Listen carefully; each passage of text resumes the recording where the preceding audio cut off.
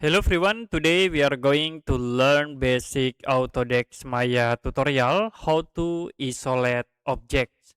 So as example, I will insert the sphere object, the next cube, and the third we insert for the cylinder. You can use the move tools to move the object. I will move the cube object to the blue axis. Now if you want to isolate the objects, like I will only click at this object to show, and you can isolate another here. You can go to the show menu, and we have this isolate selection tools. You can check for the view selected. So only the selected object will be automatically show.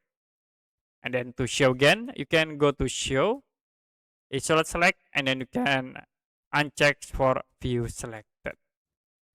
So that's it, how to isolate the object. Like I will select again these two objects, go to show, isolate select, and you can click view the selected. Okay, that's it for basic Autodesk Maya tutorial, how to isolate object.